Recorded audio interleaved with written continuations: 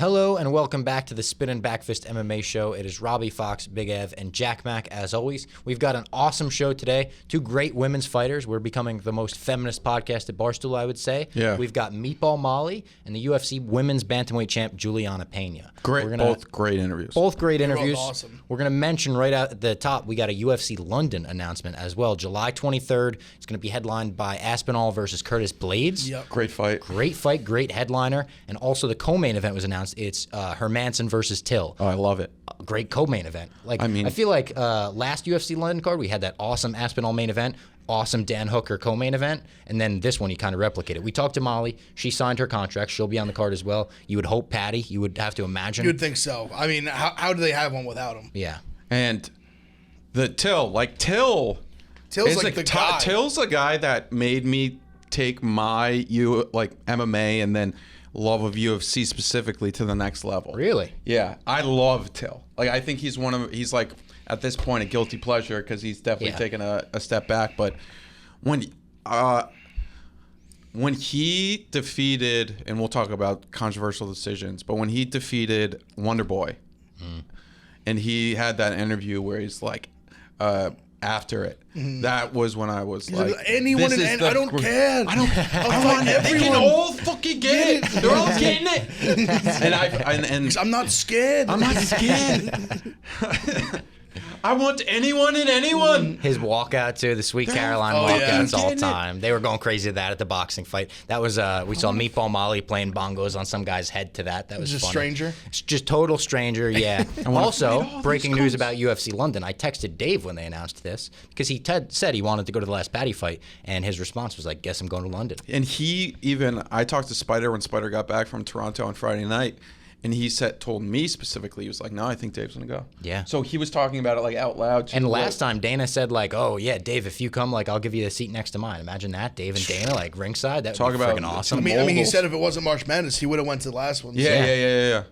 But, man, I'm so excited for that Tyron Till fight. That's a loaded card, That man. whole card's going to be awesome. Aspinall, the main Till, card McCann, with Patty, all four of them on it is going to be and the even crowd's going to be Arnold Allen. insane. And then You would think they put Arnold Allen on it. Yeah, I wonder he who could they probably give it get on because he's got to get somebody big. Yeah. That's a good point. Maybe Yair or something. Oh, that would be awesome. Does Yair have a fight book? So I know there's been a lot of talk about Ortega Yair being a fight, but I haven't I feel like I keep seeing it, but I haven't heard it really put on paper. Yeah. And they'll put, what's his name? I mean, Allen's he's 9. He's got to give somebody good in the top 5. Yeah. Who's that guy who fought? He opened the card at UFC London. Oh, he's sick. Makayev. Makayev. And maybe he'll be on. I love him. He has the look. He has the edge too. I think we'll like him. Also, he's been featured on Hasbullah's Instagram as well. So. Oh, really? Yeah. Him and I saw Hasbullah Hasbulla has been with Khabib this week. Yes. They've been chilling. Khabib just holds that guy like a teddy bear. Yep. Every picture, he's just holding him, hugging him. Yeah, it's just cute. End of Ramadan, I think they were all together. Oh, yeah. Because that was for all of April, and then now it's May. Those photos are hilarious. If I post them, they're like, oh, they treat him like a child. I don't think they treat him like a child. It's a photo. Yeah, I think he sits on the lap. Unfortunately, sometimes he looks, like a child. He looks like a child, but that's his thing. Also, he makes a lot of money too. Fact. Yeah. Lots. He's a worldwide superstar. Yeah, a global icon. He transcends languages. Big time. He can't speak English. He's one of the most popular people in America. Let's remember Caleb, who spent a lot of time around famous people, described him as, quote, panic-inducing famous.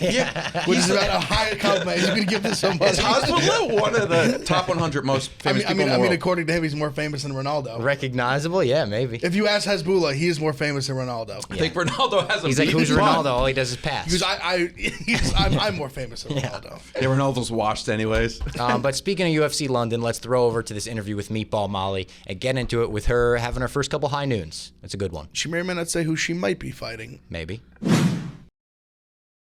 I've never even had seltzer before. You've never had seltzer before, in general? No. It's not an English thing, Robbie, you know that. Yeah, the Guinness, yeah. The Guinness. I mean, I like a vodka, but... You've never had that's seltzer? That's made with the vodka, yeah. That's one of the only seltzers made with vodka. That's the whole thing about it. Yeah. Real vodka. I know, I messaged who does a message? Dave the other day, can I have some of these? He's like, yeah, of course you can. We have a bunch of those in the back. If you want it, bring it back to your hotel. Where are you staying? A hotel? Staying in where are we, love? Oh, nice. That's right where I live. Oh, really? Yeah. Washington Avenue. Washington Street? Oh, street, sorry. Yeah, okay. Yeah, right near. I live a little bit further down, but... Just so I can wash my clothes and that, because I'm overtraining Yeah. as much as I am having fun. How long are you here? In New York, 8 more days. Then Phoenix, 3 days with Paddy. And then San Diego for 9 days. Is Paddy coming to New York? No, I'm meeting him in Phoenix. Because we're going to the UFC with Nunes is headlining. Oh, nice. Hell yeah. Are you in America just to train? Yeah. And do media? Yeah, and my cousin's fighting on Saturday at the Garden. Oh. And no shit. Yeah, and a teammate of mine, Liam Smith, is the co-main event. Oh, shit. Okay. I know. So you're going to be there. We're going to have a huge crew there. Absolutely. Dave's going to be there, Big Cat, all them. You know that? Yeah, no, I know. I literally rocked up to the open workouts yesterday and they just like give me a microphone and they was like, do you want to do the open workout live stream? I went, go on then. Fucking give me the mic. That's what I seen you up there with the mic when it was Jake Paul, right? You were next to. Well, he came over to me on Twitter. I saw. Yeah, and he was like, "Oh, you're the elbow girl." Nice. That's me. All right, should we just get into? I mean, we're kind of into it already. Yeah. All right, so it's Meatball Molly. We didn't really do a big intro because everyone knows Meatball Molly. You should know Meatball Molly by Hey, now. everyone, even in New York, knows me. You've been getting recognized around the streets and stuff. On the subway, in the gym. Nice. People was like losing the shit, and this one lad was like, "Please, will you send Paddy a video of me and you?" I was like, "Okay, lads." So I was like, "Paddy, I've just met someone on the subway. He fucking loves us." And then put the lad on. He was like, and he was like, "Please, can you send me that?" I was like, "No problem, lad." What? How do you compare the subway to? Oh yeah, the tube. The tube. So, I don't think she likes it. well, it's just very old, isn't it? Dirtier, right? Yeah. Oh, but listen, but London's like. I was assaulted on the subway on Monday morning. Are you okay? Yeah, I'm all right. Are you sure? A woman twerked on me, and then I pushed her off, and then she like took off her shirt and like. That doesn't sound like assault. No, really. it was assault. It was assault. Sexual assault. It was yeah, but I pushed her out of the way and I had to run away. You ran away what from was this it, woman? Me too. No, I was fine, but that's the subway. You know, that's a normal Monday on a subway. Yeah. Well, yesterday I went to see Matt Serrano in Long Island. Oh yeah, legend. And he took me for a Borelli's. Now I think You went to Borelli's? I swear, I think he works here. Frank. does. Yes. I know. He this does. is what I've just been told. Anyway, he's brought the whole. He's paid. Well, he's cooked the whole menu for us. Yeah. And then I went, box it up and I'll take it to the homeless in Manhattan. So as me and Alice were walking out, we carrying all the bags. One of the lads, I think he was in the mob, no jokes, literally took it back off me and he threw it in the bin. He was like, "No, you're not giving that to the homeless." I went, "Why?" He said, "Because last week someone shot 10 people on the subway," and he was like, "People just aren't right now in Manhattan." I was like, okay. Okay. I mean, he could have given the homeless some Borelli's, I think. I mean, listen, it was T-bone good food, steak. right? I mean, it was like, I felt like the fucking queen had just arrived in Long Island. I was like, "Hello, can I have a Peroni, please?" Peroni. Yeah, we got to the table and it was like, what was it? Tonic water and vodka. I was like, "Is that what this is?" Kind of. No, so this is soda though. Yeah. No, it was water though. Tonic water and vodka. It's like, I'm not on a diet at the minute. Do you know what I mean? But they just announced UFC London, so does that mean you have to like? Do you know your girls already fuck? signed the contracts? Oh, breaking news. Oh, yeah. Do you know who it's against? I do. Can you say? I don't know, but shall I? Yeah. Listen, she's not from America, and she's not from Orlando. That's all I'll say. Orlando. She's not from Orlando. She's not from Orlando. Definitely not from Orlando Definitely in America. not. Who Got could it. be? Go start looking. I'll be like that in interrogation. No comment. UFC London though. They've just announced it today. Yeah. And I like 23rd. my They put you phone on keeps the pinging. premiere thing. Yeah. I literally imagine I'm never gonna get that kind of knockout again. I imagine, because it's only happened 4 times in the history of combat sport. But I feel like I've worked so hard on these, like I will knock the girl out. And I normally have to fight people with a 7 to 10 inch reach advantage. Yeah. This girl has actually got a 1 inch reach less than me. Oh, you got the reach advantage. No, How rare is that? That's never happened. Never in your fighting Because career? I am built like a meatball, and I'm just like little and. And then compactable. Carolina was like, her reach was insane. She had 9 inch, I think, or 8 inches. Yeah, she had a huge reach advantage. But I mean, the whole fight just. Well, it was an exciting fight before the back elbow. Yeah, I only seen literally 4 days ago. I think you had recorded when she was getting escorted out of the cage, and she was like Bambi on ice. They had to hold her up. Yeah. Yeah. It was crazy. How do you combat usually having a reach or disadvantage? I have to. So some people might say Molly hasn't got a fight IQ because they think I brawl. But no, so you have 3 ranges, like long range, mid range, close range. I have to be out of range or close range.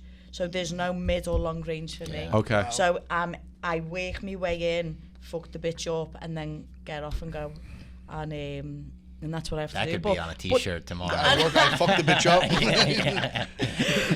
But this one, it'll be able to be a different fight. So the last 2 opponents I've had, one was 9 inch reach advantage, one was 10 inch, and I still got 2 fight the night bonuses. Yeah. You know, but this time where I have actually got an inch, like the fight can be totally different because I can stand right here. Here comes the Meatball Molly jab. Yep. That's what I was going to say, working the And jab the Molly finally. wops are coming. Yeah. Yeah, I'll just be able to let go a little bit more. So and I'll be able to hold me ground and not have to rush or force. So obviously you see in the last fight, and the walkout was so emotional, wasn't it, Robbie? Like the song, you know, me and Patrick are so pro Liverpool and so proud of where we're from, and I think New York maybe carries a bit of that. If you're from New York, it's like for sure. 100%. fuck you. For sure. But, you know, we hate everybody. Yeah. Like everyone hates Liverpool and we hate them too. So the city, the famous lyrics of that song is "My city, my people, my heart," and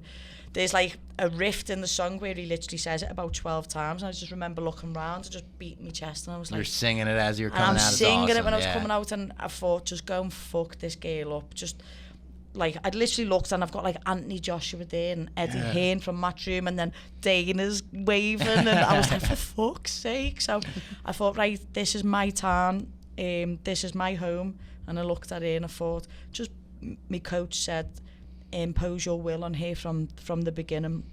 So me and Paddy are very different, where he's like this but can like tie you up like a pretzel, where I'm like this and will punch the fucking head off you. Yeah. So I thought just punch it as many times as you can. And I've never ever heard another female fighter or female sport, maybe apart from the Barcelona Real Madrid football game or soccer game that I went to, where I've heard a crowd be so for a female, and I just was hearing Molly, Molly, Molly, Molly, and I thought, fuck, go again, kid, and I was just going again and again. But after the first round, I thought, right, slow the tempo down, take it down, because at the end of the first, I thought, I've got, like, I know I have got you. The second round, I got 2 unreal takedowns, and I'm not sure if you see in the last takedown at the round after, I was like, yeah. And then the last round, she had to come. Sorry, that's also. She had to come for me, and normally I'm quite. You kind of get it with like Mexican fighters or Irish fighters. They're too honest. So do you know, if you get hit, you go, "Is that it?" And then you steamroll in. Yeah. So I've hit her, and then she's looked at me, and I done a spinning back kick, and she went. Oh, she did that? I went, oh, mother. Right, and then she's gone. I thought, you fucking regret that. But old me would have just steamrolled in, but I thought, a little too emotional. I took a step back, and then she threw this jab, and I just turned, and I had this thought process. The whole fight camp, me and Ellis and Paddy, we had drilled the same fight because we was both fighting southpaws. So if it was close range, it was an elbow. If it was mid range, it was a back fist, and if it was long range, it was a kick. And you would never think that. You would never know, because me and Paddy probably look so chaotic when we're in there. And she was just there, and I thought, Meatball, everything you fucking got, because I was a little bit tired, and I thought, create the space, and then once you land this, fucking kill her. And then I just hit her with this elbow, and then you'd literally see the referee like and you see my face go. And then there's that famous picture where the fucking scale the fence. Your legs are like up in the air like this. Legs akimbo above, and then I remember like everyone knows I love a beer. Yeah. And as I've run, I've given Dana a hug and I've walked, and next to Dana, one person's got a beer and one person's got the belt. And I just grabbed this fucking belt. I thought, I'm the fucking champ of the knockouts. I was just like, I was running around the cage, wasn't I, Robbie, with that belt? And I haven't really come down since. It's been really hard to manage, what's the word? I want people's expectation. People's expectation of me is here. And you'll know with Patrick, when people meet us, we give so much to them, but then by the time I come home to my family or my girlfriend, I'm like, yeah, there's nothing left. So it's understanding how much you can give and how much you can't, because you don't ever want to let people down. Do you know what I mean? So that's been the biggest takeaway, and the notoriety of fucking hell anywhere I go. Like yesterday at the open workout, Jake Paul acknowledging me as the elbow girl of the UFC. I thought, fucking hell, yeah. But I thought, best not get a picture with you because Dana hates you. Yeah, smart. And smart. I know where my bread side. is buttered. Do you know what I mean? Yeah. So the notoriety has been like a big difference since that fight. 100%. Yeah, you said here, but like at home, it's got to be way different. I mean, right? I could never walk down the street in Liverpool. Like, it takes me an extra hour. Fuck's sake. Yeah, you missed. Man, It'll dry. I miss my mouth. Yeah, normally it would take me maybe an hour. My girlfriend's sitting there. She'll be waiting for me, like, where the fuck are you? I'm on my way, I promise. Do you know, anywhere we go. But me and Patrick will always say we never want to be that person when you meet your idol. My idol's my family member in Katie Taylor, and when I met her, she never let me down. I thought, I don't want to be that person. I don't want to be that story where, she's a fucking bitch. Do you know what I mean? I thought, I've got to do it. So it is really, really hard. But when we flew over to New York, someone rang me up and went, can we pay for your upgrades to go to business class? And I thought, fucking hell. And I was like, I just put my seat down because I was in, you know, you can like go to see it. Yeah. And I was just like crying, and I was just filled with so much gratitude. Like, I can't fucking believe this. Like, me and Paddy literally come from the streets near enough. And you'll always have that story in America where you're working class people who come from nothing, and especially how working class New York is. I mean, I know it's got the money, but that's predominantly like old money. There's not much new money anymore. So everyone's just like, it's the American dream here, do you know what I mean? And like hustling hard. And then I'm just on this aeroplane and I'm thinking, fuck me, I'm eating, we had prawns that were like the size of lobsters, and I was like, oh my, with a metal knife and fork. Do you know what I mean? I'm like, oh my God. And then we've landed, being treated like royalty anywhere we've been, and I thought, this is like, it's took me, I say it quite a long time, it's took me 20 years of hard work to just arrive, but in a major way, do you know what I mean? Yeah. Because not anyone, other people in the UFC, I feel like it's really only me, Paddy, maybe Darren Till and Kazmat, or Chimaev. I apologise for butchering your name, lad. But we're the only ones who are kind of getting spoken about in that manner. On the rise, like for sure. Yeah. So, it's all good. What is because I was gonna say it's kind of crazy, kind of how you just said, where it's like there's so much like hard work, but it seems like one day it just like clicks. Like, well, like what got you into fighting in the first place? You laugh at this. So what got me into MMA was I used to play soccer. I played for actually Liverpool, and that was my job. And I boxed on the side, and I ended up getting injured. So I went to university, and then whilst at uni, I'd been like a committed athlete like since I was 10, grown up, and then at 20 went to college or uni, and like I got introduced to partying and that kind of life. And if you can imagine, I was like this, because I didn't have to be a role model anymore. I could actually be like a college student and getting up to all mischief and things that I could never get up to now. And then I was in a nightclub, and an ex-UFC fighter, Chris Fishgold, and a current UFC fighter, Fishy. He used to be at our gym, and a lad called Danny Roberts also used to be at our gym. I was drunk in a nightclub, and they've like put me in a taxi home and went, go and watch this fight. So the fight was Liz Carmouche versus Ronda Rousey. Wow. February 23rd, 2013. So I've gone home and I've just watched Ronda just light up. I think it was like, where was it? The MGM, or maybe it wasn't Caesars Palace. I think it was a small. Probably MGM back I think then. it was the MGM before the T-Mobile, and it was sold out. And I just remember she come into what was that song? It's on Shrek. What's a walkout tune? Bad Reputation? Yeah. Joan Jett? Did a Bad Reputation. And she was just walking out, and I thought, you're fucking sick. And then I knew a little bit about Liz Carmouche before, because she'd been in, like, not the Marines, but some, like, the Air Force or something. The Army, think, the Army.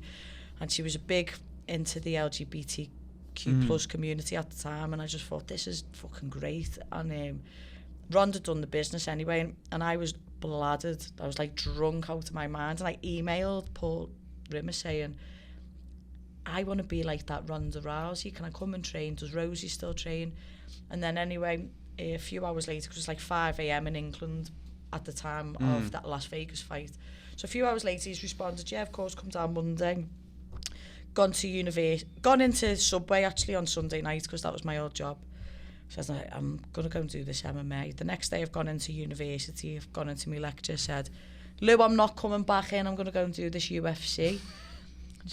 Like, I didn't even call it MMA, I didn't even know. Yeah. So I'm like, that UFC? I'm going to go train UFC. Yeah, I'm going to go do UFC. And she's like, hang on, how long have you been doing that for? I said, no, it's my first lesson tonight. She's gone, for fuck's sake, like, I was ready to graduate in 3 months. Oh my God, you're and close. Yeah. I still graduated, I'd done everything else from home, but I've gone in, walked in, and Paul Rimmer's gone, right, in honour of Molly coming, we're going to learn a takedown into an armbar the same way that Ronda won.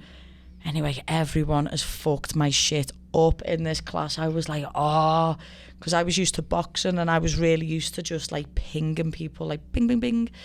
And I just thought, what, I'm shit at this. I want to be the best in the world. So that moment, Paul took me into his office, right, what's your dreams, your aspirations, blah, blah, blah. I was like, I want to win a world title in Liverpool. I want to be like Paddy, because he had done that. Yep. I said, and I want to be in the UFC. But the UFC didn't even have my weight category at the time, but I just fucking knew, like, just something in me knew. And then 5 years to that day of sending Paul Rimmer the email, I headlined the Liverpool Echo Arena. So it's like a 12,000 seat stadium with Paddy, and I won a world title. And then about 3 weeks later than that, got signed to the UFC. Unreal. So it was just like, in 5 years of starting from an amateur to like the pinnacle, I'd managed to do it, do you know what I mean? But I suppose if we didn't have a city like where we're from support us, or we wasn't maybe characters, or we didn't have a fighting style that people can enjoy, maybe it wouldn't have been the same. But just what's good for you doesn't pass you by, and somehow I have just fell into where I was supposed to be. Do you know what I mean? Do you still have that drunken email? Of course. Oh, really? Yeah. Wow, that's awesome. Look, the UFC, like literally not even long ago, I'll show you now. Oh, this is a picture of, I just showed them. Oh, so you worked at an actual Subway? I actually worked at Subway. That was me in the Subman suit. Oh my God. Talk about a come up. No, I know. That's 5 unreal. years, 7 years after that, I won my debut in the UFC in UFC London. So I posted like how it started, how it's Can going. you eat at Nice. Subway or no? Fucking yeah. I just asked, I asked Ellis if we can go for one. Oh, there's Oh, one. really? Do you have like a sandwich you order every time? Just a BMT. Do you know before I won the world title? Solid choice. Yeah, before I won the There's world one like a title. couple blocks away. That's what they said, 2 blocks. Before I won the world title, I couldn't eat all day. I thought, fuck, just go back to what you know. Yeah. Foot long BMT, toasted red onion, sweet and onion sauce and Southwest. I was just like that, bum, bum, bum, bum. And then when I was warming up, I kept beeping. I was like, the red onion's repeating on me. But I have been, can you see? Oh, wow, yeah. Yeah, so it goes. I've been to the gym on a few occasions, and after watching the UFC last night, I want to be that Ronda Rousey. Wow. Can I start coming along? Will I be able to come tomorrow? And then I literally, the other day, put, like, that's then when we won the world title together. Can you see Paddy there? Yeah. And then... He fought on the same card, right? Earlier than the night? and then that was when he was in my corner. Yeah. And then that was us when we took over Vegas. And then that was just a smile on my face, because I thought, it's been a hard road, and I went back-to-back losses in lockdown in the UFC, because I can't fight without a crowd. I couldn't do it. Do you know what I mean? And any time I've had a fight in front of maybe more than 10 people, it's fucking gone off. That's like a badass thing about you as a fighter. I think that the crowd but you generates could see, your like energy. You could have shit. seen that, couldn't you, Robbie? Like at the event, it never got stale for a second. But the second the crowd got the lungs going, it was like, is she gonna finish him? Yeah, I've never felt like that before. It was actually amazing. I feel like the when I was 10, I started karate, and then kickboxing, Thai boxing, boxing, and then wrestling, and then MMA, and like it's been like 20 years of some form of martial arts and sport to get to this point where, like, I think it took me and Paddy and that elbow took over the internet for about 2 weeks, I think. Yeah. So took over the barstool world too. Definitely. Obviously, like I seen the videos of you right away. Yeah. When I walked out, I walked past Robbie and he was like, welcome to Barstool. I was like, get me signed up, kid. Do you know what I mean? Yeah. And then when I was doing the interviews in the back, I've normally got a lot of time for the media, but I was just like, 4 questions and I'm off to go because I'm going to watch Paddy. But never, ever in a UFC event has anyone been allowed back into the arena after their fight. And Renee, Dana's PA, I went, please. I was like, please, ask Dana if I can come. And she just showed me his message and he just went, there's no seats left in the house, but you can have mine. So I've gone, sat there, he's gone to the arcade and given me a bottle of Howlerhead. And I just literally took it off with my teeth, was just plugging it. And I was just like, oh my God. And then he put his arm around me and he went, you got the 50 G's. And I'm like nearly crying. I'm like, oh my fucking God. I was like, what for first? And he went, knock out the night, because I think that's really one that you want, do you know what I mean? And then he went, I'm just off with Dave. He said, you've got a deal. And I was like, nice. And then I just left it to Graham to make sure that I got... Well, you sent Dave a video at the after party. You remember that? Yeah. No. Did I? Yeah, as soon as you saw me, you were like, show me Dave's Instagram. So I put it in on your phone, and you sent him a video of like you with me, and you said, give me my $1 million. I know he's looked after me though. Yeah. But it's funny, I messaged him. I went to the Liverpool and Everton derby the other day, and Nike had put me in their box. See how I said Nike then for the American audience? What do you say? Nike. Nike, oh, yeah, really? Yeah, because you I didn't know that. Nike. Nike, yeah. And I was sat there and heard like this Bostonian accent. Now I fought in the TD Gardens in Boston before, so I was like, I picked up on it. And I was like, you're all right, lad? And he's like, yeah, we sat there with this 12-year-old son, who was a Yank as well. And he goes, are you Meatball Marley? I was like, I am, mate. And he was telling his dad about me, and I was like, who are you? And he went, I'm to do with the Fenway, what's it called? Fenway Sports Group. Yeah. FSG. Yeah, that's the one. I forget his name. They own Liverpool and the Red. Is it Red? Not the Red Sox. What's the Boston? Red Sox. Is it Red Sox. Yeah. Yep. See, even drunk, I can remember these things. And he was talking to me. I went, oh, do you know me mate Dave? And he goes, who? And I went, Barstool Dave. He went, he's not your mate. I went, I'm actually an ambassador at Barstool. He goes, fuck off, really? I went, yeah. So I sent Dave a picture of me and this guy.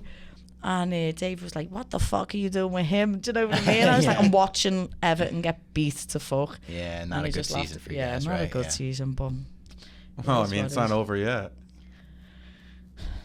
Yeah, I know. When are we playing? Is the women playing now? You're playing Chelsea next. Man United are playing Chelsea now. Oh, sorry, she's a United fan. Oh, you're a United fan? Yeah. So you two both. Bad season, but... Do you see that video of the... We know. Did you see the video of that Everton fan saying, we're going to Ukraine, we can't... It was like a joke video, but he's like, we can't be on the streets of Liverpool if we get relegated. It was like with his wife, he's like, we're going to Ukraine. You wanted to hear the song the Everton fans sing about me? What do they sing? It goes, I can't remember what the real song is, but it goes, I want to be like Meatball Marley. I want to wear 110s like Meatball too. I want to be like Meatball Marley. And I want a bevy with the blues. Ellis, fuck off, love. This is my shine and crown and moments in New York. Yeah. Your 110s got stolen, right? Right, to anyone who doesn't know what a 110 is, it's Air Max 95s.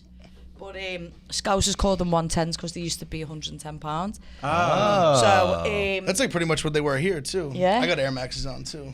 Look at that. I got a couple of 95s. Yeah. 95s are good, yeah. they're just dead comfy, They're aren't great. they? And we've just moved to like next to Bramley Moor Dock where the new Everton ground is. And as I'm loading up the car, like a smackhead that's like a heroin addict in England, she like picked up the bag and threw it in like an industrial bin. But I haven't realised because I'm like, oh, I've got to move. I'm going to New York in however many days. Fucking head's doing this. And when I've got home the next day, I've got a message. Molly, have we upset you? I've gone, what do you mean have I upset you? And they've gone, you've put our custom-made shoes. So someone had got, what was it? Dunks, all white Dunks. And on Fight Week, I think I showed you them. They had like the Liverpool skyline. And they were really cool. They had a crucifix on and clovers, obviously for the Irish lot. And they was like, this is on Facebook Marketplace. I went, what? Oh, shit. So she's messaged the smackhead going, can I buy these shoes off you? And he's gone, yeah. And I'm going, send me the location. Send me location. Hey, send the pin now. Send me location. Yeah, send me location. Trying to set up like a sting operation. I love it. I can come. Yeah. So she sent me the location. Anyway, the girl who's hand painted these sneakers has gone. She's waiting outside to buy it, so it's like a proper sting operation. Yeah. This is like an hour after I've woke up. I'm like, what the fuck? So then I've gone and I'm hiding behind like this door. And as he's walked over, she's like, he's got a red hat on and a red jacket. As he's come over, I'll literally show you the video because I recorded it on my phone. He's walked over and he's trying to sell her these, and she's like, have you got any more? And he's like, yeah. And then I went, what? Do you know who I am? And he goes, no. I said, they're my fucking trainees. And he goes, oh, are they? Yeah. I went, yeah, they are, lad. Anyway, we ended up interrogating them for about 10 minutes. And one of my mates who I took with me, literally when we was getting off, just fucking gave him a good hiding. And then we left. And I was Did you get the shoes back, though? I got one pair out of 12. But I mean, these are sourced. Like, you can't get, I'm a size, I think it's like a 6 in the US, but in England it's a 4.5. These are sizes you can't get, like 2020 one-offs, do you know what I mean? Mm-hmm. And I was fucking devastated. And I put a post online anyway. The community's come together. How many new pairs of trainees have I got? Everyone's just, not the ones that I've lost, but everyone's sending me new ones. And it's funny because when I landed in New York, I put a picture in, not these ones, a different pair going, the Meatball and the 110s have landed in NYC. But I got a phone call off I was going to say restaurant, like a trainer shop, like a sneaker store. And he said, any size 4 in Nike or New Balance for the rest of your life you can have for free. I was like, well, maybe that was God's plan that I got stolen. Maybe, yeah, so it's a pretty good deal. There's me silver lining. Yeah, if we would have offered you that beforehand, like you're going to lose out on 12 pairs, but then you get a free lifetime deal, you might have been like, I know, but I can't get hold of this pair of pink foam. Luckily, my girlfriend had bought me a pair of the neons. Have you seen them? The grey with the neon yellow. They're like... Of those, of the 95s? Have you seen them? Jeez. I'm gone. It's going to change your life. Neon 95. Have you always been like a sneakerhead? My whole life. Well, you don't call them sneakers, do you? No, but I can change my dialect for the country I'm in. So these. Oh yeah, I have seen those. Sweet. I do like those. Those are sweet. Like yeah. I like the 95s a lot. Well, good. We can be friends. Were they big in England before here? I think so, right? I feel like they obviously came out in 95, but they just started with an all black pair and an all white pair. And I remember being a kid and just watching like rap videos, and everyone just had big baggy jeans with them, put them in like a triple white. And they're only big in Liverpool. Yeah. And maybe like Milan and Paris. And you're laughing. They are. London, Paris, Milan, Liverpool. And all the big cities, yeah. Oh, I'm just going to take this off, lads, because I'm sweating. Oh, yeah. I've just been sparring. The new sweatshirt. Yeah, This was for New York. sweatshirts. But I've just been in the Gleasons. Fuck York. But training, have you seen him? Were you playing basketball with Din Thomas too? Oh, we was in Central Park hitting mitts. Oh, hitting mitts. Yeah, is this? On a basketball court, it looked like. Yeah, because I couldn't play on the lawn. First time in Central Park? I've been round it really drunk. A few years ago, I came to Governor's Island to like a rave. Like the golf ball? And I watched Swedish House Mafia. Nice. From like 3 in the afternoon till 12. And then we got ferried back and I was like this, oh my God. If you can imagine the state I was in. Yeah. Yeah. And then we ended up in Pasha. I'm not even sure if that's a thing anymore. Pasha? Oh, no, it's a Pacha. It's a club. Yeah. Oh. It's a club, right? It's like 2 cherries. It's like a nightclub, right? Yeah. And it's just like Ibiza. And I was just I was like up for 2 days just walking around New York like, oh my God. Strawberry Fields is cool though in Central Park. Yeah, it's a cool little area. Is that the bit where the John Lennon sign is? Yeah. I'll have to go there. Cool, right by the Fields hotel forever. where Yoko still lives. Crazy. She still lives in the same apartment. You know that? Not a big Yoko fan, are you? It is what it is. I will say the English fashion's coming over to America, like Nike Tech. Lad, what the fuck? You are the most American thing. No. That is like a golf shirt. No. I'm not the one. I'm not a fashion head, but like the Nike Tech suits, right? Yeah. Like Nike a Tech. quarter zip and tracksuit I'm bottoms. definitely but like quite one tight. of those wannabe. Like Nike I'll buy Techs like were the like pretty green like Parkers. I mean, that's what wear Troops those. wears to the office every day. But like Nike Techs Does he were live like. here? Oh yeah. He just moved here. Stop it. He just moved. Yeah, he just moved his family. I think they're coming back like in May. Yeah, he said he had to go back to Arsenal to secure top 4. I'm a Spurs supporter, so. Oh, lad. We saying after I finish fighting, I'll live here. In America? Wow. 100%, yeah. Really? I wouldn't expect that. You like America that much? Yeah, I wouldn't live here forever. But I love Colorado, you know. Ooh. Oh yeah. Good spot, yeah. Like you've got. I remember being there once, and I was training with all these fucking absolute animals, and I was landed, and then we went and done is it called like a summit or what is it? An incline? A summit? Yeah. Something I like think. that. It was like fucking 2.5 hours climbing up like Just this. the mountains. Yeah. Yeah, and then we had to run back down. I was thinking, fucking hell, you're supposed to acclimatise to the mile high. And I was literally like, and then that night I had to go sparring.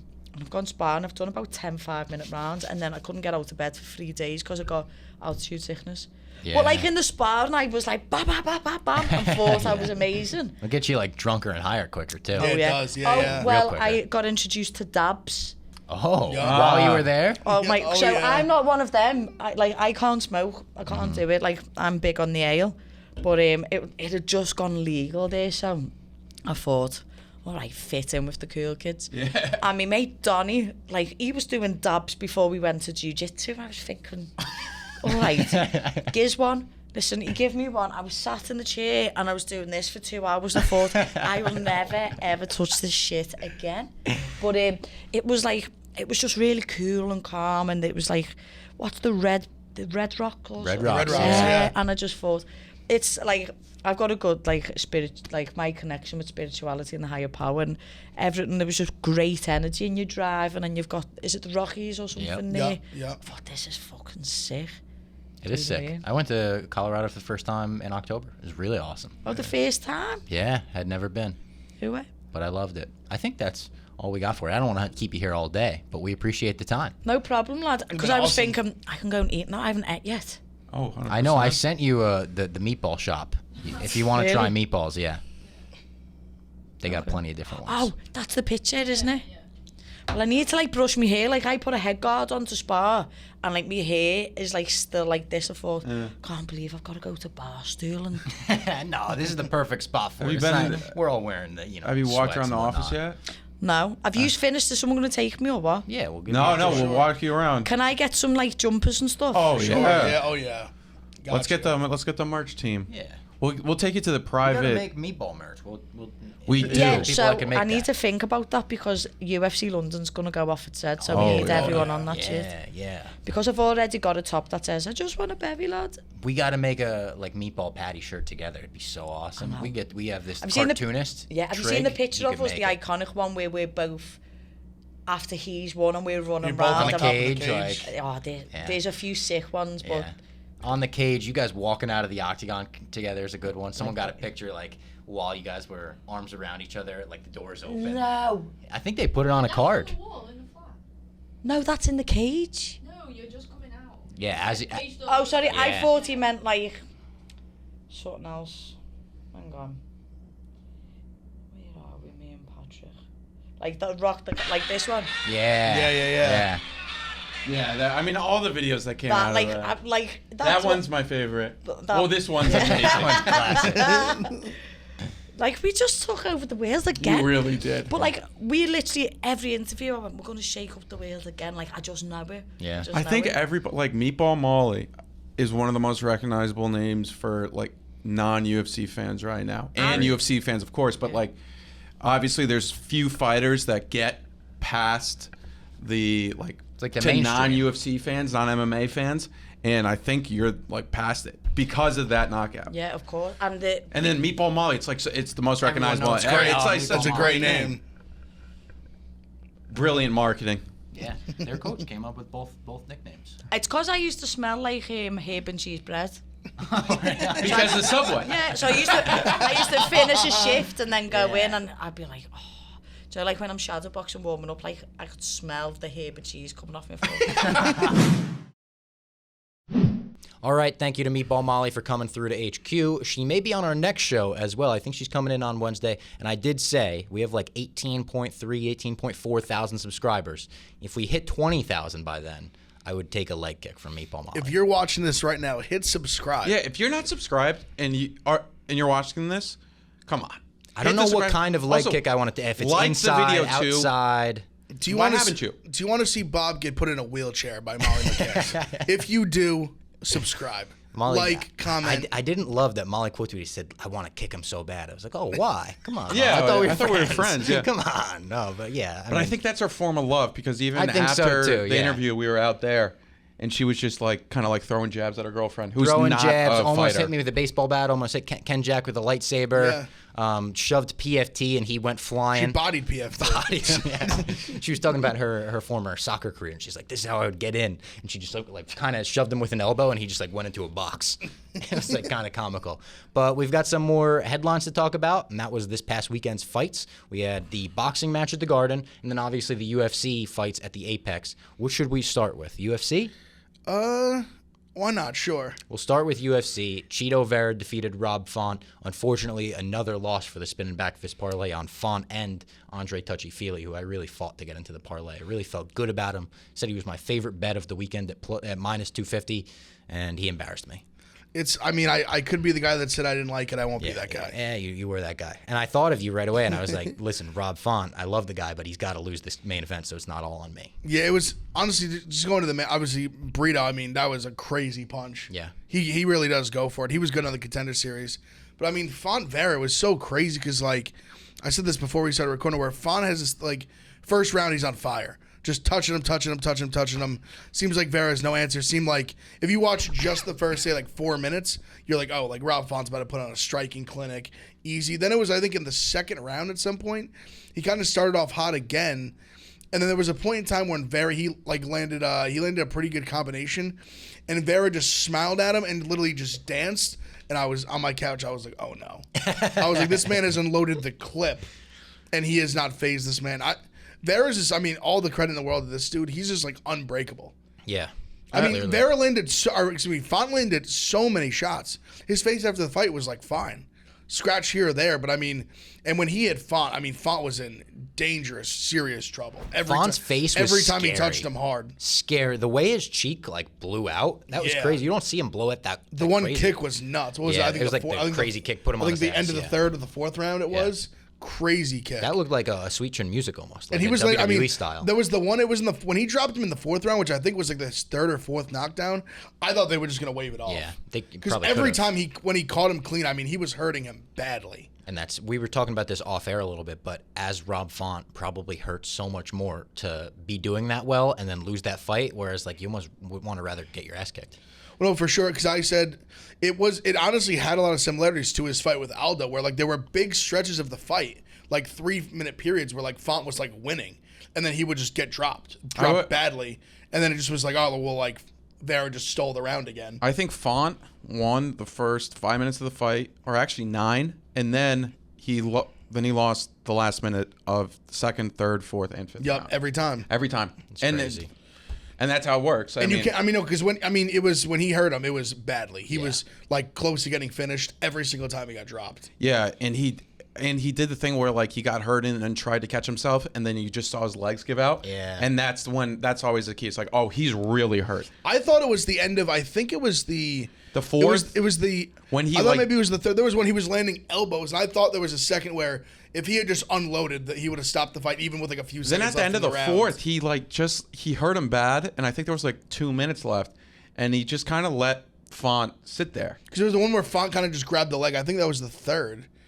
And yeah, there was a few times that I thought Vera like had a shot to finish him, and he kind of just like didn't. Yeah, he just like stood there, and like instead of getting on top, maybe he was concerned that Font could, but Font wasn't. I don't think Font could have like found like a lucky submission like on the bottom. He was so hurt, and I thought maybe for whatever reason, I don't know, but the cardio on Vera. Oh, dude, First 5-round fight for him in the UFC. he's right? a dude. He's a killer. It didn't even matter. Vera is a killer, absolute killer. I mean, he's someone who I think people have like given, like I think hardcore fans have given a ton of respect for just how much of like a gamer he is. He's such a But gamer. now it's like this dude is legit like title contender. Yeah, real exactly. title contender, real top 5 guy. Like in my opinion, I mean, we'll see what happens with the UFC. Obviously, bantamweight's stacked. Yeah. He's like one win away from being like right there. Yeah. He's Potentially from one away from getting a shot. Potentially. If he has a highlight reel finish, he two gets it. Two Yeah. at absolute most, and even that, like he's number 5 right now. Yeah. Like he's right there. I thought Font, like, I mean, obviously you see what he looked like after the fight. You see how he got kind of dominated, but I thought he fought okay. Like I think he's fine. Like I thought his boxing was actually, his striking was very good. His defense is just. There was a part where Dean Thomas came in and said the best defense is offense, but that's not true because you look at what's happening here. He's just not. It was almost like I was like, dude, like for the last minute of the round, just like kind of like just fight it from range. But I guess, I mean, it's a lot easier. So I'm on my fucking couch watching, and then he's in there fighting. But Dean Thomas said it, I think, in the start of the 4th or the 5th. He was like, everyone says the best defense is offense. That's not always true, and that was the perfect example. He was throwing, I don't know how many significant strikes he threw, but he landed, I think, in the fight total, he landed over 100 more significant strikes. And I think he didn't set a record, but he's definitely like top 10 most strikes I think ever thrown in a UFC fight. I mean, especially in that first round, his volume was crazy. It was just combos. But shout out to him for being, I mean, he's a warrior, man. Like the fact I thought he was almost finished 3 times, and he got on the stool, and even on the stool he looked like he was finished, but he just like kept going. And I mean, that's that New England toughness, I guess, that John Anik will always talk about. Yeah. John he loves throwing in those little like Massachusetts, like, Yeah. and the only reason I noticed that a lot is because I'm from Connecticut, and like whenever there's a Connecticut fighter, and there's not that many, but he'll like he's from Connecticut. They're wicked good strikers. Danbury. Yeah. Start shelling out towns. Danbury, West Hartford, Connecticut. I know you guys wanted to also talk about getting fucked on the Arlovsky decision. We talked about it in our group chat. Yeah, I've kind of came on. We've said like how I think there's certain fights, like say like a Jan Aljo, like I don't even know you could say it, like it's fights that are like razor thin like that. Yeah. I think you can't say or you shouldn't say like a robbery. This like Jake Collier and Andrei Arlovsky was a robbery. 100%. Collier won that fight. I can't. It was every single media person had it 30-27 or 29-28. I thought it was 30-27. I mean, I really don't see how you can give Arlovsky 2 rounds. 2 judges did. The other judge went 30-27 Collier. I thought that was the proper card. This was a legitimate robbery. Collier won that fight 10 times out of 10. It's just like, how is it that everybody scores it differently than 2 of the judges that are supposed to be the most well-respected? Crazy to me. It's like, now I get it sometimes, but it's like, I don't know how you even say it. Like, it's almost like I would love to have, and obviously it's not possible because they get the scorecards right after the fight, but I would love to have some form of like an explanation. It's like, yeah. And then, and I know the UFC doesn't control it, it's the commissions that control it, but how do the commissions look at that and then like, I think like we don't have a problem. And like, and we don't have a problem, and then like Sal D'Amato just gets like another fucking, like, it's like, I think he was the one who had a 30-27 though. Shout out him. So yeah, that was I've said for years in other sports too. Like refs should have to like answer on the podium the same way players do. Like they should have to like stand up and speak. Like, why did you do this? Judges, I think the same thing. Like you should I have to remember say, a judge did like, that at one No, point. never mind. I wanted to, you should have to answer. Like you made it 29-20 for Arlovsky. Look us in the Sal eye. D'Amato say had a 29-28 Arlovsky. I apologize. He stinks. He's a bum. How is this guy still fucking? How is he a judge still? Like who is approving this? It's just like, we'll just put Sal D'Amato on this card. He stinks. I saw someone. He's the worst. He's a bum. One of the big like MMA personalities. I can't remember who. Just on Twitter had pulled up a tweet. He literally said that like in like 2013. Yeah, no, Sal D'Amato's been a bum forever. Just for literally almost a decade. And this guy just, because he knows the guys in the commission and they're buddies, he's called up every Saturday. It's crazy. It makes me want to like advocate for the Joe Rogan system of like, let's get 100 judges in here. Or even like, Best if of you have 100. a bad scorecard, Imagine how long it would take to add up. like also, What do the scores look like? we like laugh about it and like we bet real money on it, but like Collier not getting his extra win bonus, Crazy. See, and that's the big the problem. thing. It's like Yeah. this guy Like you're literally fucking this dude out of legit like thousands of because dollars. Sal D'Amato is a bum. That's why, and it's just so maddening. And We I need know to make you like a T-shirt for your first like UFC card we all go to together that just says Sal D'Amato's a bum. I just like. That would. I thought I wasn't Sitting even like mad. ringside. I was like, Sal D'Amato got it right, 30-27. See, the funny No. thing is Dana would love it. Oh yeah, I've asked Dana about this in interviews. I've been like, is there anything the UFC can do about like horrible judging? It seems like it happens every other weekend. You complain about it, fighters complain about it, and he basically said like, no. He's like, it's a commission. It's a commission thing. I mean, because Dana's a sharp guy. Like, if he could do something, I'm sure he would. And he gets just as pissed as we do about it. Exactly, for sure. But the commissions. So yeah, it's just like. Get it Shame. together. It's a damn In the shame. words of Daniel Cormier, get your shit together. Get your shit together. I don't even know. Like, Sal D'Amato may not like MMA. Like, he might just be like, all right, gotta go to work. I'm here to just fuck shit up. Yeah, just a chaotic Sal D'Amato. He's like a process server. He's just here to ruin your day. The last thing we got to talk about before we get into this interview with Julianna Pena is the Katie Taylor versus Amanda Serrano boxing fight at the Garden. I was there. It was truly the best fight crowd I've ever been in.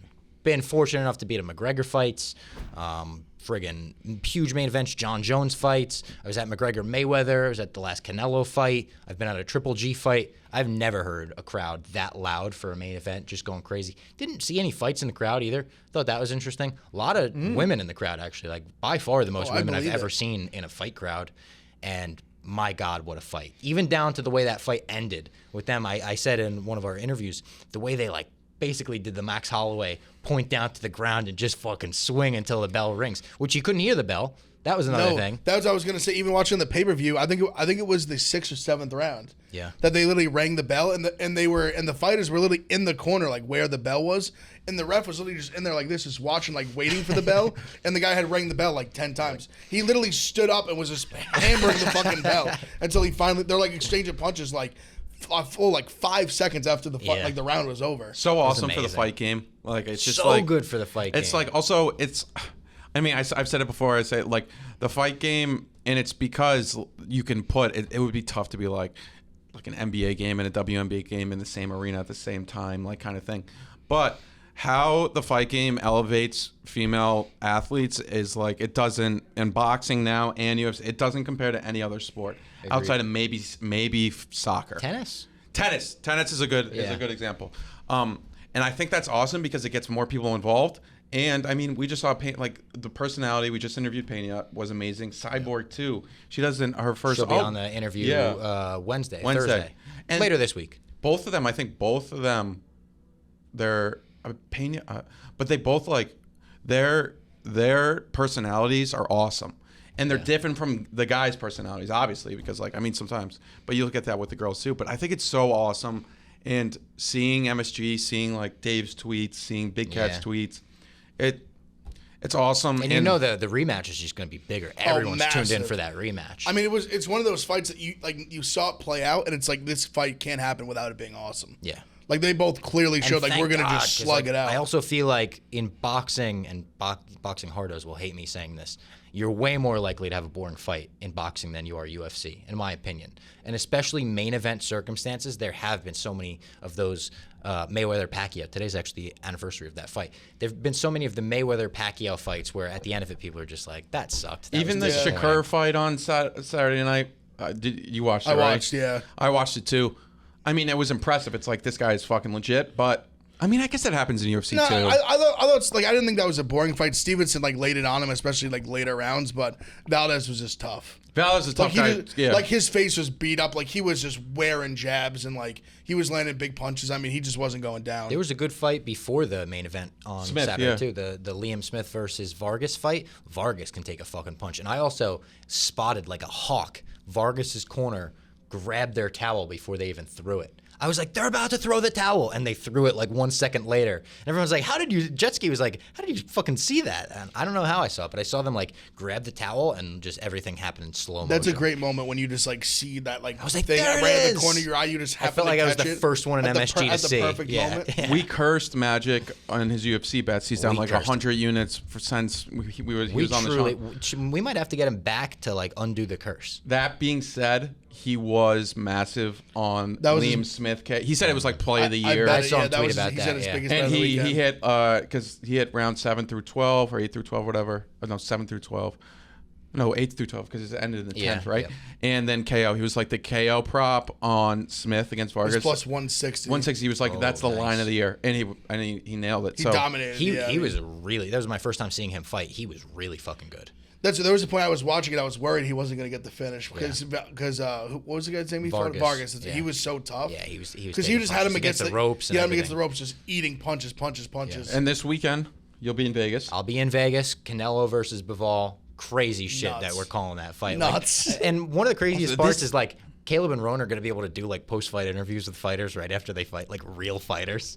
It's going to be fucking awesome. I think. Also, this is like, I mean, I don't know boxing as well, but this is Canelo's toughest since Triple G.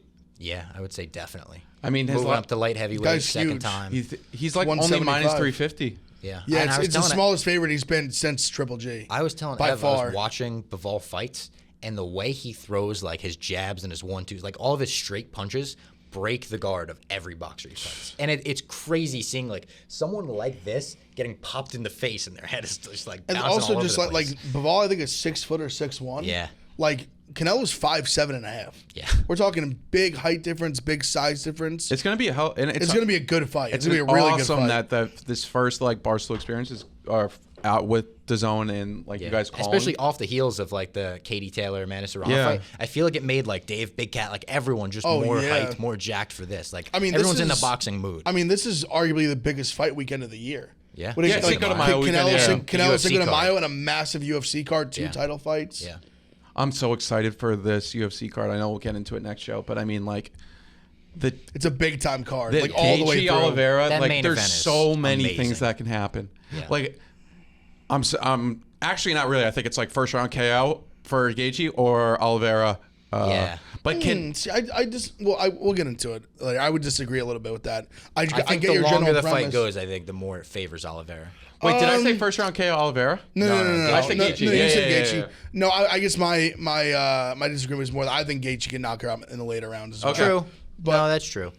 But we'll see. That's why it's going to be a fucking awesome And fight. we'll talk about that more on Wednesday. I mean, it's course. going to be awesome no matter what. I don't have the greatest read on it, so like I'm It's a not Phoenix crowd. I feel like Phoenix is generally a good crowd for the UFC too. He's from Arizona originally. Who is? Gaethje. Oh, He moved really? to Colorado, but I didn't even realize he's that. born in Arizona. Yeah. Oh, that's fucking cool. Wow, I'm surprised he didn't. He'll get that home crowd for sure. He didn't develop a Brazilian accent like Mackenzie. Mackenzie, yeah. yeah. All right, let's get We into should have this asked. interview. We should have asked Cyborg, like, how is your fellow countrywoman Mackenzie doing? Let's get into this interview with Julianna Pena talking about The Ultimate Fighter, which premieres this week.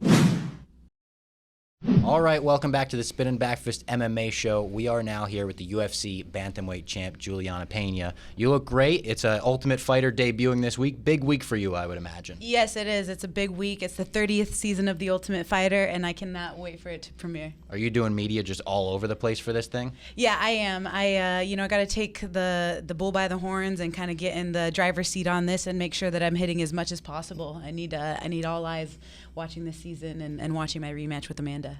I remember at the UFC London post-fight presser, someone asked Dana White about how this season was going, and his answer was kind of strange. He was like, it's good, it's good. Started off a bit strange, but by the time that we got midway through the season, it started getting really good. Do you know what that means at all? No. Well, actually, I do. Yes, it's there's definitely some kinks that get thrown in there, that's for sure. But you guys are gonna have to watch and see. Yeah, of course. You can't spoil it for us. Was there? Can you say was there animosity between you and Amanda? Was it kept respectful all season? Again, you're just gonna have to watch the season to find out. I'm excited now. Yeah. It's Wednesday night, right? It's Tuesday night. Tuesday night. Yeah, Tuesday but since night. when is there not animosity between the coaches on The Ultimate Fighter? Though, Right. right? That's fair. You know Yeah. what I mean? Well, there was one season, I think. It was McGregor and Uriah Faber. They really wanted to have animosity, but it felt like every turn they just were like, damn, we really like each other. Yeah. Oh, it was hilarious. Seriously, Conor McGregor and his burns, those are so classic. Yeah. Was this the first time you went into coaching? Yes, this is the first time that I had to put my coach's hat on, and it was difficult in a sense that I'm a fighter, so I know what I do and what I don't do and how to not do it and how to do it. So when they're asking me, I'm just like, fuck, I don't know. I think just do it. Muscle just memory. don't do it. You know what I mean? It's like, well, can you explain more in detail? So that was a little bit hard. I have a lot more respect for my coaches now who can break things into better details. But I think I did a pretty good job. Did you have some of your own personal coaches out there with you at all, or no? I had my entire team. Yes, Oh, I awesome. had my head coaches. cool. Yeah, all my coaches came out. That's awesome. And when you actually coach the fighters and you start explaining things to do you find yourself learning things through that as well? Do you learn things about yourself as a fighter? Yeah, absolutely. So even when I have reffed fights before, I learn. Oh, you've reffed? When I commentate, I learn. When I coach, I learn. When I fight, I learn. Yes, absolutely. I'm trying to. I don't have all the answers. You know what I mean? I don't know everything, and I'm still a student of the game. So absolutely, one of the things that I try to do is always put my ego aside and try to learn. They say in martial arts you can even learn from a white belt, and I absolutely think that that's true, because there's been some white belts before that have had to give me some info before. So you've done it all. You've said ref, media, coaching. Do you see a specific path after fighting for you that you could see yourself getting into? Yeah, so I commentate right now for Combate Global. That's on Paramount Plus, and I love that. I mean, I have the gift of gab. I could talk to a rock all day long, especially about MMA.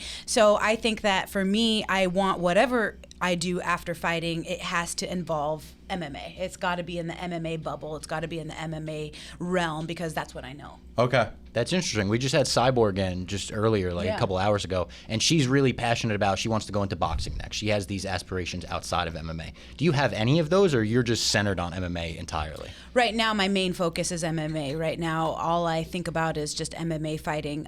All that other stuff, all those other opportunities will probably present themselves when I'm done, and I would definitely take it into consideration. I do a lot of boxing myself, and I think that there's a sweet science that I'm starting to understand and appreciate.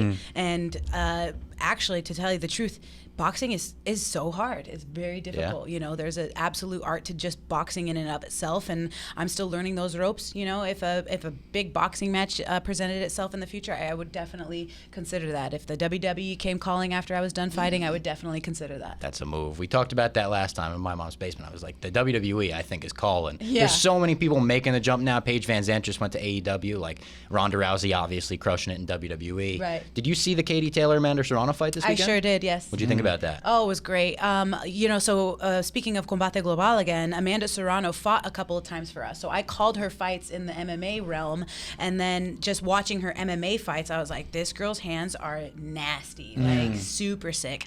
And then she obviously headlined Madison Square Garden. It was historic. They kept saying they're making history, and I'm like, no, they're making her story. It's her story. These girls are headlining. Katie Taylor.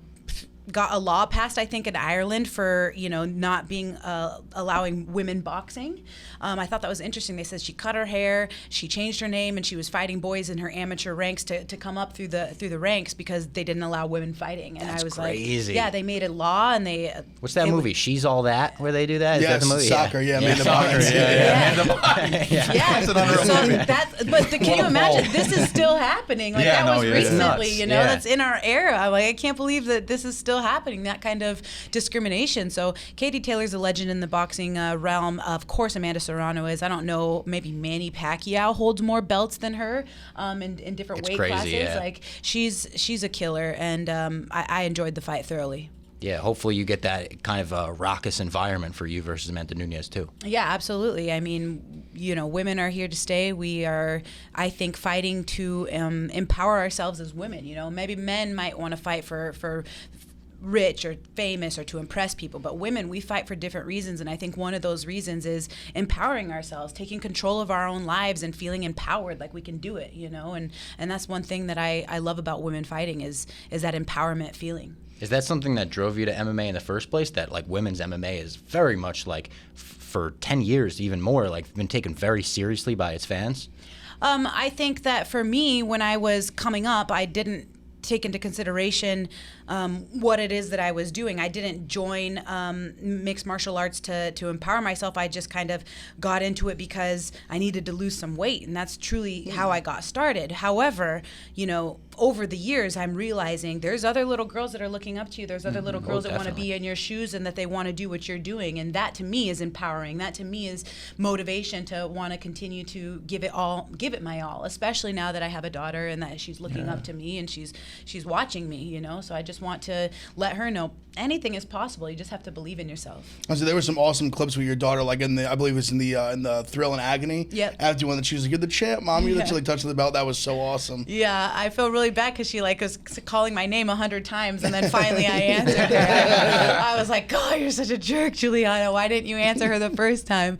But yeah, she absolutely knew it. It was something that we talked about every single night before bed. It was something that we prayed about, and she told me the night before the fight, "You're going to be the champ, mommy. You're going to beat Amanda." And so it was just so cute to see that afterwards in the Thrill and Agony. But yeah, she's my biggest fan, and honestly, it's so cool to see her, get excited about me fighting and coming to all my practices and watching me do my thing. And I think that's a very nice gift that I'm giving her, is just kind of empowering her as a young little baby to see that mommy is making moves happen. Do you think, now that you're like several months removed from it, do you think that you're getting kind of the respect you deserve for pulling off such a big win like that, like being the champ? You think like you're getting your due? No. I don't. No. Yes, I like that answer. No, Yeah, it's I love not. that answer. It's not, because everybody says that it was a fluke and she had her knees hurt and she had a bad night, and she was very gracious in defeat, but then turned around and said, "No, that didn't happen. You're not really the champion," and she just can't accept it because now all these excuses are pouring out. She has this excuse and that excuse, and so it's kind of like a backhanded compliment when somebody compliments you and then they're like, "Yeah, but not really." And so no one still, I bet you anything, and I'm not saying this is a fact, but I bet you anything I'll still be the underdog in the rematch. And I bet you everyone's still going to count me out. A lot of people are. And so that's why I'm doing this. I'm doing it to say you have to accept this. I think you are the underdog, like on the odds right now. Yeah, see? Yeah, that's crazy. Yeah, I'm still the underdog. People think it was a fluke. They think she had a bad night. The sun wasn't out, Yeah, a lot high of talk that she didn't train well and stuff like that. Yeah. That's why I asked the question, because I was just seeing a ton of that. I was wondering how you felt about it. Yeah, she didn't train well, so then she fired her entire team, and now she's training by herself. So that's great. Yeah, she's not a top team anymore, right? She's got her own team. Yeah. I think she made a cage in her garage or something like that, like somewhere. I'm not kidding. Wow. I think she bought a property, bought a new house, and then put up an MMA gym in the garage, and I think that's where she's training. It's more private, closed circuit thing. Interesting. I imagine, by the way you talk about that you can never see yourself doing something similar. Well, it's one of those things. It's like you have a treadmill in your house, but how often do you get on the treadmill at your house? You know what I mean? Like you have the bike, you got the rower, you have all the equipment, but are you really spending the time to work out in your own house all the time? I mean, she very well could be, and I'm not saying that she can't. I'm just saying I rarely touch the stuff that I have in my house. I have to go somewhere to go do it. It feels like just based on this interview, there will be a little bit of animosity on the Ultimate Fighter. Yeah. I like it. I love that you said Yeah. no. I was hoping you would. That's great. That makes a great rematch. Yeah. Because it's still like that chip on your shoulder is still there. Oh, yeah, definitely. I'm absolutely still viewing myself as a contender. I know and realize that I have a target on my back, but I absolutely still feel like there's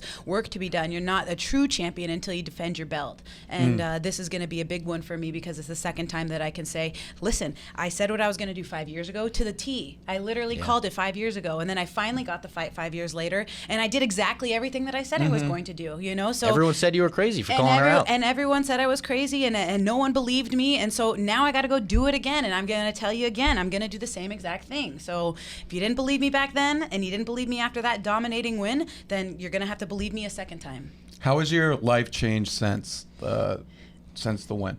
Everyone asks me that question, and I'll tell you the two biggest changes I noticed. My phone is a lot busier, and they're flying me first class everywhere. Literally, like, I could get used to this. Are you kidding me? Champ life. Literally, I'm like, there's no going back after this. Like, ew, peasants sit in the economy. They say economy. Yeah, exactly. Gross. No, I'm just Comfort kidding. Plus. Yeah. Oh, no. What is this? Yeah. I will say, I mean, for like hardcore MMA fans, we knew you had this like great personality, but after the win, everyone's like starting to notice it, including the Joe Rogan interview, and I mean that had a lot of headlines as well. Was that something that you enjoyed doing?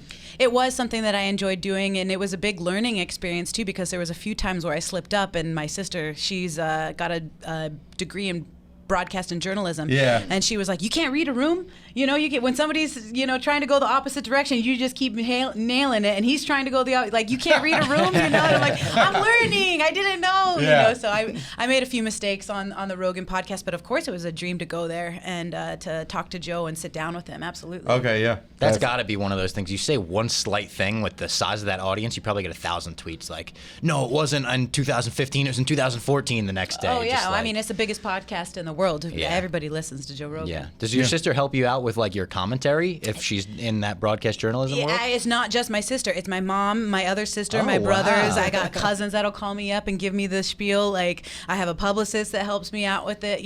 My coaches help me out with it. Literally everybody. And I kind of just take a blend of everything. What's funny is sometimes I feel like other people know more facts about what I've done than I do. You know, and I'm like, oh yeah, I did do that. And like, oh yes, I should say that. You know what I mean? Like, that's actually true. So I get a lot of help from my team around me. I feel that way sometimes with this guy. His memory is crazy. He remembers fights like crazy, and I just everything goes in one ear, out the other with me. It's like an elephant. Like if I see it, if I'm like my mind's like on and I see it, I won't forget it. I'll like remember like how like with a round, like what happened, when it happened, kind of the sequence. Yeah. Well, now let me ask you then. Did you think that Katie Taylor won the fight? So I was biased. I bet on her. I thought it probably. See, Amanda did more like. I thought the rounds that she won were bigger margins of victory. Right. That's what I would say. I thought Taylor won earlier rounds. I mean, Serrano had a big. We talked about it with Cyborg, like the one. What was it, the fifth or sixth? Fifth round, yeah. Fifth. I think if that was a 3-minute round, like she might have put her out. I mean, she had one that she landed on her chin that you could see she was like almost fell forward and like started kind buckling, of like grabbed her to like stay up. But it was a draw. I mean, definitely need to see the rematch. Yeah. Well, I would say that body language plays a big part in the factors for judging. Like, this girl looks like she's on stilts. She's like skating on ice, and Amanda looks fresh. But I think Amanda I thought she won, but she maybe let off the gas after round 6. You know what I mean? And that was Katie a time, finished strong, yeah. Yeah, and that was the time that Amanda needed to actually pick it up and not let off the gas. And Sometimes it was hard because especially like in the later, like they were just going like it wasn't. They were just going like punch for like they just were in these crazy exchanges. It reminded me of like Max Holloway when he's like, "Let's go." It almost was like hard to tell like who was landing like bigger because they were just going like blow for blow so fast. Like the sequences were just insane. That crowd was amazing too. That was like the best fight crowd I think I've ever been in. Just like the Irish fans and the Puerto Rican fans were the perfect match made in heaven for that fight. Yeah. Hopefully they do it in Ireland next. That'd be awesome. That would be awesome. Croke Park. Yeah. Either way, those girls are incredible. Mad respect for both of them. When did you feel Amanda break? I want to say in the first round. Okay. Absolutely. Yeah. I had you round 3, round 4, round 5. So I was like, no, Amanda survived, but like just like however many more minutes. I was like, please, please. I had you by sub as well, so that was great. That's awesome. That's when we had to, it was tough. We had Aljo in here. We had to we yeah. looked him in the eye, said we bet against you. We actually we bet on you. Yeah, we were all on so we were like made us a ton of money. That was great. Thank you. I know you've probably been asked this a million times. I just was so curious because it's funny even talking to you now. Like you have this like fire about you. When you won, just in that, the immediate reaction was very like emotionless. Yeah. Take me through like why was that? So if you go back to like all of my fights, not all of them, but for the majority of the fights, I feel like I'm a very good sportsman in the sense that I'm not trying to like pour salt on the wound and rub it in your face and try to be like a big a-hole about it. But then I realized actually the fans want me to do that. The fans want me to go psycho and they want me to go crazy. But initially, she tapped the mat. She didn't tap me. Yep. So I didn't know what happened. And so then, like, they shoved me off of her and they throw me back into the corner, and I was like, "Oh, it must be a timeout." Interesting. So you didn't even realize. Yeah, I didn't even, and I know there's no timeouts. You know what I mean? So I was like, "Oh, it must be a timeout." And then the commissioner came up to me and says, "Congratulations, sweetheart, you won." And I was like, "Oh, cool, that's great." You know what I mean? But I wasn't trying to be, you know, like a big jerk about it by any means. But this time, it feels like you made. Well, because I got to give the fans what they want. Yeah. And I mean, I think they kind of went on like after the fight. She was right after. She was very gracious, and she was like, "Congratulations." But then after, it seems like whoever it was, the publicist or whatnot, they were pushing out all the stories like, "Oh, it doesn't really count." It was the classic like champ like taking it too easy. Yeah. But I don't know, like you like dominated that fight from start to finish almost. It was like. So it's like lame when people do that, but I get why Nunes does that, but it adds to the second fight. It's like when you win, this one's gonna be like, no, like fuck you, like. Well, they said, you know, I'm getting the best version of Amanda Nunes in this fight at 269, so I was prepared for the absolute best version of Amanda Nunes, and now they're saying again, this time you're going to get the absolute best version of Amanda Nunes. Okay, I will welcome that with open arms, and let's do it. Is there a date on that fight yet? There could be, but I'm not allowed to say. Okay. Damn, all Yes, right. I don't know. You don't want to say the date? You don't want to break it right now? I can't break it right now. No. All right. I gotta wait. Like I think they said half a week ago, 2 weeks. So I gotta wait another week and a half. Okay. Do you kind of hate that when you're like doing interviews and you want to say it? Absolutely. Yeah, I want to tell the whole world. I want to But shout. you're not slipping up. You're becoming a real professional. You know, like what you said, you can say, you can't say. I mean, that Joe Rogan really put me in line. It's a learning experience. You gotta be very careful what you say. Yeah, but they have like, it's a classic. You see it a lot with Joe Rogan, especially with fighters and whatnot. Like a fighter says one thing and it's quoted. Oh my God. And then that's on like every website. And then people only see the quote on Twitter. Yeah. And then they're like, oh, Julianna Pena said this or this guy said that. You want to give us one of those quotes right now? Just say something crazy. Yeah, no, I'm crazy like that too. So like, give me a second. I'm sure I'll spit something out by the time I get out of here. Do you think this is maybe like a strange question? Because Amanda is the 145-pound champ, but there is something like a little bit strange where like in all the face-offs she's got the title still, and it's like, oh, but you just lost the title. Like I get that she had the 2 weight class. Is there anything like a little weird about that to you as well? Yeah, there is. Let's talk about this for a second because you make a really great point. Okay. So Megan Anderson retired. Holly Holm and Jermaine Durandyman both said they're not fighting at 45 anymore because they're natural 35ers. And then there's Amanda. Cyborg's gone. Can you name 2 or 3 other featherweights that you know in that division? Like she's a champion of a division of who? Kunitskaya? That's a really good point. I even looked at rankings in that division. Yeah, I don't know. They don't fill it out. They don't fill it out. That's almost like a fake division. They definitely don't have top 15. No. They don't even. Just I name don't think they have a 5. top 10. Just name 5. Holly's gone. Jermaine's gone. Let's see. Look at that. There's no rankings. Look at It's the just rankings. her. That's the funniest thing ever. She's a I was gonna champion. say I thought that's what it was. She's a champion of a division of who? Nobody. No one. No one. Everybody knows that the real shit's at 135. Everybody knows that. And sorry, I didn't mean to say SHIT. No, this is we're swear friendly. Yeah. I'm just saying. I mean, I'm not trying to be disrespectful by any means, but everybody knows that the featherweight division is non-existent. There's not enough girls. Does that almost make you want to do like a third fight at featherweight? Just take that title away too? No, I got to build a legacy. So after beating Amanda, I would love to rematch Valentina Shevchenko. Nice. Wow, that'd be Get that awesome. back? Yes, I would love that. Yes. Oh man, And you want to do that at 135, I would assume? I mean, yeah, 135. We could even do a catchweight, I'm sure. But you know, Valentina used to fight at 135 all the time. You know, so I know that she ain't backing down from a challenge. I don't think that she would have a problem coming up to 35. I mean, she needs is like I was a going to say challenge she's at had a some hard point. time finding like worthy competitors. I mean, Yeah. that makes a lot of sense. Yeah, no, I would love to get that rematch. I would love to get that rematch against Jermaine. But first and foremost, my focus is Amanda. I got that one first, and that's a serious challenge. That's a serious task that I have ahead of me. Yeah, of course. And we're going to see it all unfold on The Ultimate Fighter. May 3rd, right, is the May debut 3rd, ESPN tomorrow, right? Plus. Tomorrow. Yeah, and then May the 4th, the next day. Big Star Wars guy. You know, May the 4th be with you. Oh, yes. But is there a movie coming out? She was like, what are you talking about? No, yeah, no, May the 4th be with you, yes. It's just a big holiday, you know, Yes. religious holiday for Yes. some. Well, I watched Dune on the way over here. And Oh, I was sick like, movie. Ooh, this is so good. You know, Star Wars is kind of based on Dune, the That's what original I'm Star saying. Wars. That's yeah. what I'm saying. Like, it was very Star Wars feel. Oh yeah. Yeah. George Lucas kind of like ripped that off the Dune book. That's what I heard. Yeah. So I heard that was a rip, but I loved the first 45 minutes that I got to watch. I can't wait to get on the plane so that I can watch the rest of it. Yeah. Well, we appreciate you coming through to HQ, and everyone check out The Ultimate Fighter Nunes versus Pena. Sorry. That's okay. And we're gonna get a fight announcement in the next 2 weeks at some Yep, point, less probably. than. Less than Less. 2 weeks. Less than 2 weeks. Look out for it. I'm going to guess early September. You don't have to say anything. I'm just calling my shot at my guess. There you go. I wish we could bet on that on the sports book. Yeah. Well, thank you guys for having me. Well, thank you thank so you. much. It was Thank you. great.